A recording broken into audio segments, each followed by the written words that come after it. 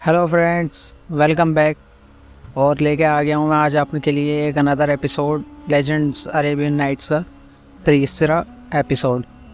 तो वीडियो शुरू करने से पहले थोड़ा सा प्रीव्यू देख लेते हैं पिछली वीडियो की हमने कहानी कहाँ छोड़ी थी। जब शहरयार ने सबको हुक्म दिया था कि मुझे एक रोज़ नहीं एक लड़की से शादी करनी है और उसके बाद उस लड़की को सुबह कत्ल कर देना, तो 1-1.5 साल तक यही चलता रहा। और उसके बाद एक दिन वज़ीर को कोई लड़की नहीं मिली, क्योंकि बाकी लड़कियां जो भी थीं वो या तो शहर छोड़ के चली गई या फिर उन्होंने अपनी बच्चियों को छुपा लिया, लड़कियों को घर वालों ने। अब यही सब चल रहा था। एक दिन उसे लड़की नहीं मिली, बादशाह से कहता कि कोई लड़की हमारी सल्तनत में अभी बची नहीं है, तो अब क्या किया जाए जो मैं आपके निगाह में ला के दूँ।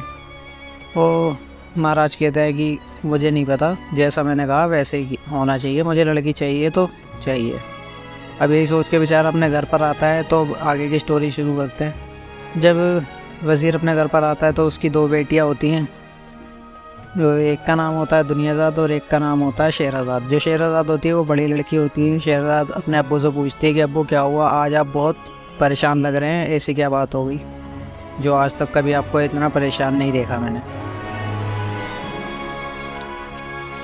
तो वज़ीर कहता है कि बेटा तुम्हें नहीं पता कि बादशाह तुम्हें नहीं पता कि मैं कितनी बड़ी परेशानी में हूँ। बादशाह को रोज़ एक नई लड़की चाहिए होती है निकाह के लिए, और मुझे रोज़ एक लड़की ला के देनी होती है उसे शादी करने के लिए, और फिर सुबह उसको जल्लाद के पास ले आना पड़ता है उसकी कत्ल के लिए। तो यही सब चल रहा है। अब लड़की मुझे कोई मिल नहीं रही है, और मैंने बादशाह से भी कहा कि कोई लड़की मिल नहीं रही है, अब मैं क्या करूँ। तो बादशाह ने कहा कि मुझे नहीं पता, कहीं से भी लड़की का इंतज़ाम करो। अब बस यही परेशान हो रहा हूँ कि लड़की कहाँ से लेके आऊँ। अब इतना सब कुछ हो गया था, इतना सब कुछ सुन लिया था शहरज़ाद।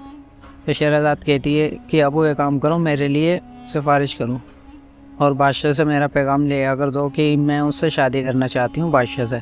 अब ये सुनकर जो उसका अब्बा होते हैं, अब्बा बहुत शौक हो जाते हैं और उसे गुस्सा करते हैं कि नहीं नहीं नहीं नहीं, मैं तुम्हारी शादी नहीं करवाऊंगा। मुझे पता है कि सुबह फिर मुझे ही तुम्हें जल्लाद के पास लेके जाना पड़ेगा मरवाने के लिए। मैं अपनी बेटी को खो नहीं सकता, मैं तुमसे बहुत प्यार करता हूँ, तो ऐसा तो बिल्कुल नहीं हो सकता। वो कहती है नहीं अब्बा, यही सॉल्यूशन है कि मैं अपनी जान दे दूँ बाकियों को बचाने के लिए। कहता नहीं नहीं, ऐसा कुछ भी नहीं होगा, मैं कहीं ना कहीं से लड़के का इंतज़ाम कर लूँगा, तुम ज़्यादा बीच में ना बनो। वो समझाने की कोशिश करती है अब्बा मान जाओ, इसके अलावा कोई हल नहीं है, मैं कुछ ना कुछ कर सकता हूँ, मेरे पास उपाय है। वो पूछता है कि अगर वैसा कोई उपाय है तो मुझे बताओ, हम अमल करेंगे उस पर। लेकिन वो कहती है कि नहीं, उपाय यही है कि मेरी शादी आप करवा दो। दोनों में बहुत आर्गूमेंट होता है, दोनों बहुत बहसबाजी करते हैं, तो लड़की मानती नहीं है, ज़िद करती है। अब जो उसके अब्बा के होते हैं वो एक कहावत मारते हैं उस पर कि मतलब तुम अपनी हालत उस गधे की तरह मत करो जिसने अपने दोस्त की भलाई के लिए अपनी ज़िंदगी बर्बाद कर दी। वो पूछती है कोई कहानी है, वो कहता हाँ कहानी है, लेकिन हम अभी उस कहानी को स्किप कर देते।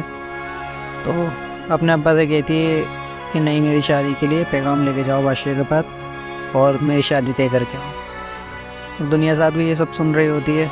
वो भी कहती है बहन तुम ये क्या करने जा रही हो, ये तो आत्महत्या हो गई सर, तुम क्या सुसाइड करने की सोच रही हो, रात भर तुम उसके साथ रहोगी और उसके बाद सुबह मारी जाओगी। अब यही सब बातों से उसका बाप गुस्सा हो जाता है, लेकिन कभी उसने अपनी बेटियों का हाथ नहीं उठाया था, ना कि उन्होंने इसी तरीके की नौबत कभी आने भी दी। लेकिन वो ये भी जानते थे कि मेरी बेटी बहुत होशियार है, बहुत कामयाब है, हर चीज़ में उसने अच्छे से अच्छी पढ़ाई कर रखी है, हर चीज़ की उसे तालीम दी गई है। वो कुछ ना कुछ बेहतर ही सोच रही होगी, लेकिन फिर भी बाप का दिल था तो डर तो होता ही है कि मेरी बच्ची का कुछ गलत ना हो जाए। वो कहता है ठीक है, मैं जाता हूँ और राजा से बात करता हूँ।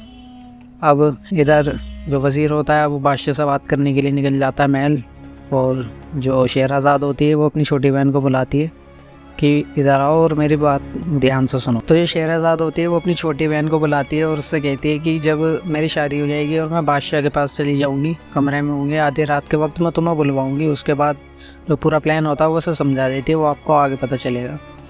तब ऐसा ही होता है, वज़ीर जाता है बादशाह के पास, बादशाह से कहता है कि मेरी बेटी है बड़ी शहरज़ाद, वो आपसे निकाह करने के लिए कह रही है, और कोई लड़की है नहीं जो मैं आपके निकाह में पेश करूं। थोड़ा सा बादशाह भी चौंकता है कि मतलब तुम्हारी बेटी, क्या तुमने अपनी बेटी को समझाया नहीं, तुमने उसे कुछ बताया नहीं कि मैं यहाँ लड़कियों के साथ क्या कर रहा हूँ और सुबह उन्हें कत्ल करवा देता हूँ, क्या तुम्हारी बेटी थोड़ी सी पागल हो गई। वो कहता है कि जनाब मैंने तो हर तरीके से कोशिश कर ली, उसे समझाने की कोशिश कर ली, लेकिन वो है कि अपनी ज़िद्दी नहीं छोड़ रही, मानती ही नहीं है, मैं क्या करूँ। और उसी ने मुझे आपके पास भेजा है।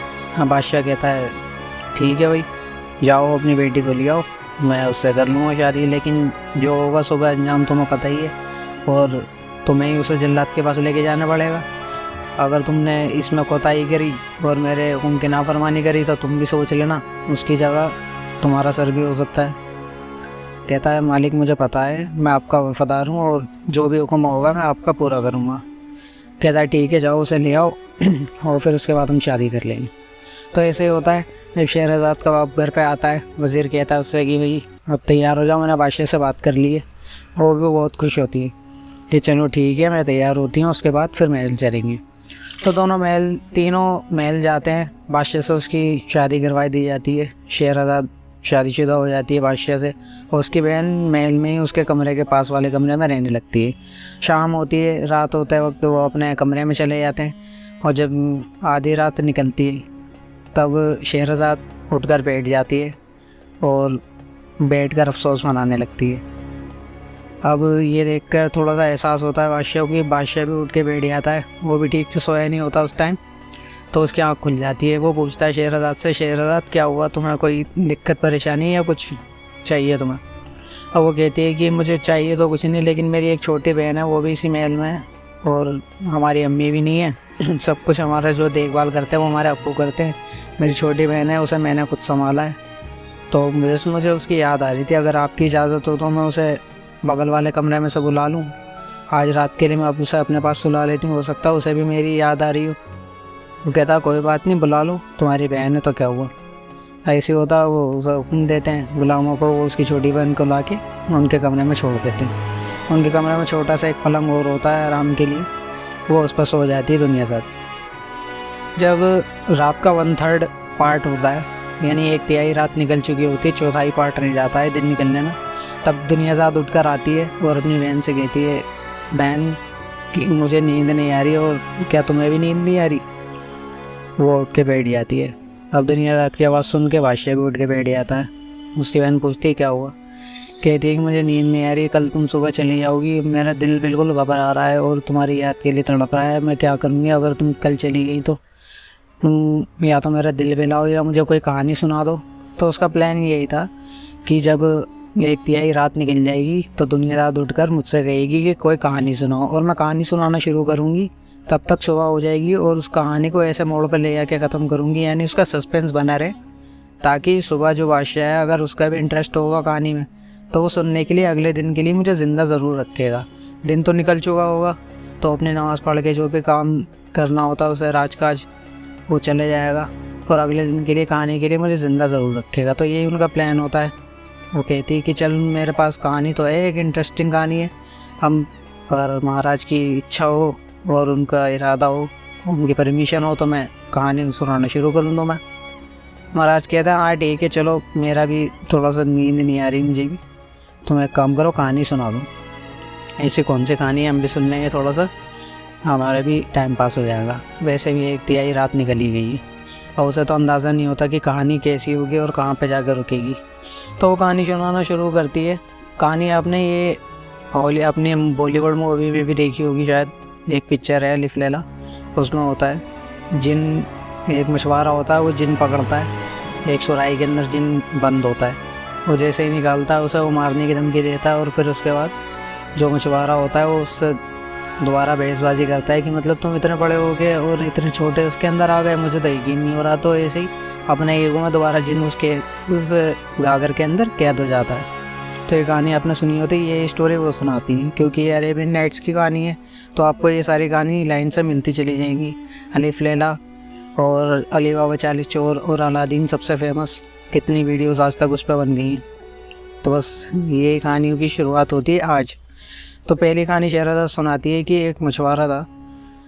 तो मछुआरा बहुत ही गरीब था और वो मच्छी पकड़ के अपना मतलब दिन के काम कर रहा था, और बाकी जो अपनी इनकम थी, सोर्स ऑफ इनकम उसकी यही थी, मछली पकड़ना और उनको बेचकर अपना खाना पीने का इंतज़ाम करना।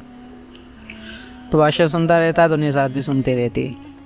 तो कहते हैं जब उसका काम ये होता है कि एक दिन में सिर्फ उसे 4 जाल डालने होते हैं और उस पर वो अल्लाह का शुक्र कर लेता है। वो 4 जाल के अलावा 5वां जाल कभी डालता नहीं, ना ही उसे ज़रूरत होती, क्योंकि 4 जाल में जो भी मछलियाँ उसकी फंस जाती हैं वो उसी से काम चलाता है हमेशा, और उस पर अल्लाह का शुक्र करता है और अपने घर को चले जाता है। तो एक दिन उसके साथ कुछ अनहोनी घटना होती है। वो जाता है समुद्र में और पहला जाल डालता है बिस्मिल्लाह करके, तो जो उसका जाल होता है कुछ देर में भारी होने लगता है। उसे लगता है कि आज तो बहुत सारी मछलियाँ आएंगी, आज तो लग रहा है कि काम हो गया, उम्मीद से ज़्यादा मछलियाँ लग रही है, जाल तो बहुत भारी है। वो खींचता जाता है, खींचता जाता है, खींचता जाता है जाल को। जब जाल ऊपर आता है उसे निकाल के अपनी नाव में रखता है तो देखता है वो तो बिल्कुल खाली है, उसमें घास फूस पेड़ पौधे यही सब पड़ा होता है। अब वो ऊपर देखता है और अल्लाह ताला से कहता है, अल्लाह ताला ये गया, आज तो जाल बहुत भारी लग रहा था लेकिन पहला ही जाल खाली हो गया, ये तो बड़ी नाउमीदी की बात है। चलो कोई बात नहीं, मैं फिर भी कोशिश करूँगा, अभी तो 3 जाल और बाकी है मेरे पास। वो फिर अपना जाल उठाता है और फिर पानी में फेंक के मारता है। तो जहाँ तक जाल जाता है उसमें काफ़ी बड़ा एरिया आ चुका होता है उसका। वो सोचता है कि हो सकता है अब तो मछली फंसी जाएंगी, जैसे रोज़ फंसाता हूँ। कुछ देर होती है, फिर उसके बाद उसका जाल निकालने का वक्त होता है। जैसे जाल निकालता है वो भी काफ़ी भारी होता है, खींचता रहता है, सोचता है कि हाँ अब तो आ गई, अब तो आ ही गई सच में। पहला जाल तो ऐसे चला गया, नहीं अब तो अब भी भारी लग रहा है मुझे पहले से ज़्यादा, हो सकता है इसमें तो ज़्यादा मछलियाँ हों। खींचता है दोबारा, फिर वही कंकर पत्थर और बाकी की घास फूस ये सब आया होता है। तो उसका फिर मन बैठ जाता है कि आज हो क्या रहा है, आज मैंने किसकी शक्ल देख के शिकार के लिए निकला हूँ, समझ में नहीं आ रहा, एक भी मछली हाथ में नहीं लग रही। और वो काफ़ी परेशान होता है, ये अल्लाह ऐसा क्या हो गया जो आज मछली हाथ नहीं लग रही। फिर करो कोई बात नहीं, अभी 2 जाल और हैं, 2 जाल डालता हूँ उसके बाद देखेंगे। फिर वो तीसरा जाल उठाता है और तीसरा जाल फेंक के मारता है। तीसरा जाल भी काफ़ी भारी होता है। कुछ देर बाद जब निकालता है तो उसे लगता है कि अब तो ये तो 2 बारी से भी ज़्यादा भारी है, अब तो लग रहा है वाकई में कोई बड़ी मछली हाथ लगी है। खींचता है और कुछ देर के लिए तो उसका जाल अटक भी जाता है। वो सोचता है कि बड़ी मछली शायद नीचे की तरफ खींच रही है वो, इसलिए मेरा जाल ऊपर नहीं आ रहा। खींचता है, जब जाल आता है वापस तो उसे पता लगता है कि ये जाल भी खाली है और उसका जाल जो होता है वो चट्टानों में फंस के फट जाता है। अब वो फिर सर पकड़ के बैठ जाता है, ये अल्लाह ये क्या हो गया, आज तो मैं सोच रहा था कि अब हो सकता है तीसरी बार मैं मछली आ गई हूँ और मेरा तो जाल भी फट गया, ऊपर से नुकसान हो गया, एक मछली अभी तक हाथ नहीं लगी, आज क्या खाऊंगा क्या पीऊँगा, मैं करूँगा क्या, जाल का भी नुकसान हो गया, इसकी भरपाई कैसे करूँगा, ये सब सोच रहा होता है बेचारा।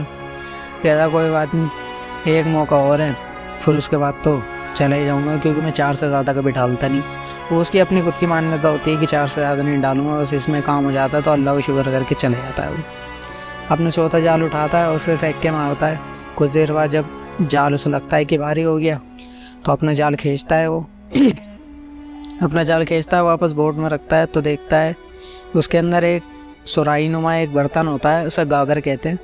वो गागर फंसा है, मछली तो कोई नहीं फंसी होती लेकिन वो तांबे का गागर होता है, तो उसको उठा के वो अपनी नाव में रख लेता है और फिर किनारे पे आ जाता है। जब मछली नहीं फंसी और चौथा जाल भी हो गया था उसका, वो आगे देखता है चारों तरफ से उसे बर्तन को घुमा के कि ये तो तांबे का लग रहा है भी खूबसूरत, और हो सकता है कहीं इसके अंदर सोना चांदी अशरफियाँ हों, क्योंकि पहले के ज़माने में चलता था, लोग तांबे और पीतल के बर्तनों में सोना चांदी रख दिया करते थे, मटकों में सोना चांदी रख दिया करते थे। वो देखता है कि उसके ऊपर सील भी लग रही है, हो सकता है किसी राजा महाराजा का हो और उसके अंदर माल निकल जाए। वो इसी लालच में उसकी सील जो होता है मोहर लगी होती है उस पर मोहर को हटाता है और उसको ओपन कर देता है बर्तन को। जैसे ही बर्तन ओपन करता है एक उसके अंदर से बहुत ही खतरनाक जिन निकलता है। पहले तो वो धुएं की सूरत में निकलता है, धुआं बनते बनते बनते बनते घना होता है और घना होने के बाद वो एक जिन में तब्दील हो जाता है। अब जिन निकलता है उसे देख के तो मछुआरा घबरा जाता है, उसके तो पसीने पसीना होने लगते हैं। वो सोचता है कि ये क्या अज़ाब मेरे हाथ में लग गया, आज वैसे ही शिकार नहीं लगा, एक भी पैसा कमाने का कोई ज़रिया नहीं हुआ और ऊपर से ये बला हाथ में लग गई, अब मैं करूँ क्या। खूब डरता है। अब जिन उससे हंसते हंसते कहता है, ओह ओह ओह ओह ये मछुआरे तूने मुझे आज़ाद करा है। वो कहता हाँ हाँ मैंने आज़ाद करा है तुम्हें, अब तुम मेरी इच्छा पूरी करोगे ना। मैंने तो ऐसे ही सुना है कि मतलब जिन आज़ाद करने पे उसको वो इच्छा पूरी करता है। कहता है तू तो बहुत बड़ी गलती, तूने बहुत बड़ी गलती कर दी, मैं कोई जिन वो नहीं हूँ जो तेरी इच्छा पूरी करूँ, मैं तो तुझे मारूंगा जान से। अब वो सुन के शौक कि मतलब मैंने जिनको आज़ाद करा ऊपर से मुझे ही मारने की बात कर रहा भाई, अब ऐसे कैसे चलेगा। वो पूछता है क्यों भाई, मैंने तो तुम्हारी भलाई करी, तुम्हें मैंने आज़ाद करा है। वो कहता है कि हाँ तूने आज़ाद तो करा है, लेकिन इसके पीछे भी बहुत लंबी कहानी है जो मैं तुझे मारने की बात कह रहा हूँ। वो कहता है कि बताओ ऐसी क्या बात है जो तुम मुझ में मतलब जान बचाने वाले को ही जान से मारने की उतारू हो रहे हो। वो उसे बताना शुरू करता है। तो ये कहानी जो उसे बताता है वो सुनेंगे हम नेक्स्ट एपिसोड में। तो जब तक के लिए take care and bye bye. और अगर आपने चैनल सब्सक्राइब नहीं किया तो सब्सक्राइब कर लो। और हम कुछ दिन में हॉरर कंटेंट भी लाने वाले हैं। मेरे दोस्तों के पास कुछ कहानी है, रियल एक्सपीरियंस है, तो उनसे मैं पूछ लूँगा और उसके बाद स्क्रिप्ट करके आपको इंशाल्लाह फिर नेक्स्ट एपिसोड में या फिर कभी एक हॉरर की भी हम सीरीज़ बनाएंगे। तो प्लीज़ बेल आइकन को दबा लेना ताकि आपको नोटिफिकेशन मिल जाए नेक्स्ट वीडियो की। बाय।